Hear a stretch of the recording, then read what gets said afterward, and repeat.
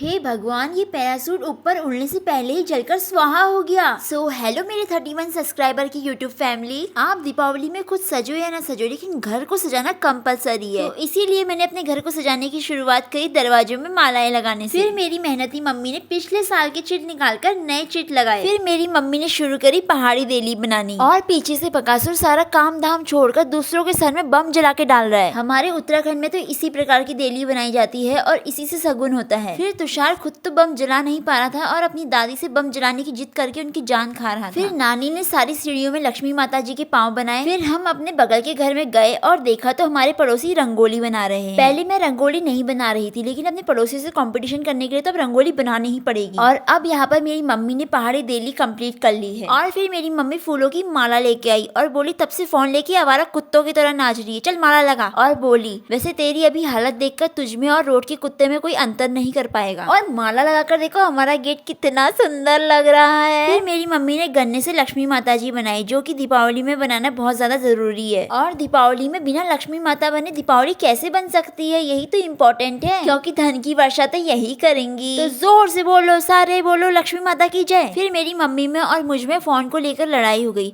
तो मेरी मम्मी ने मुझसे रंगोली बनाने को कहा और मैंने मना कर दिया। तो मेरी मम्मी बोली तू तारिका किसी काम की नहीं है, अब तो रंगोली मुझे ही बनानी पड़ेगी। तो मेरी मम्मी ने फर्स्ट टाइम ही इतनी अच्छी रंगोली बना ली। और मेरी रंगोली है ये, न जाने क्यों लगती है मुझे गोबर की जैसी ये। फिर रात में पूजा करने के बाद हम सब लोग फोड़ने लगे छत में पटाखे, लेकिन ये पैरासूट ने अलग ही आफत मचा दी, उड़ने का नाम ही नहीं ले रहा ये। अरे बकासुर का हाथ लग गया तो हाथों हाथ पनौती लग गई इसे। अब कौन समझाए इन्हें कि पनौती लग चुकी है, अब नहीं उड़ेगा ये पैरासूट उड़ रहा है, न जाने फुटबॉल खेल रहा है, समझ में नहीं आ रहा मुझे। काले कौवा काले पैरासूट उड़ा ले, काले कौवा काले, अरे कौवा ने कर दिया स्वाहा। और फिर बकासुर ने बड़ा साउंड बम में आग लगाई और बोला ऊपर को फटेगा, लेकिन ये फट गया हमारे चारों तरफ।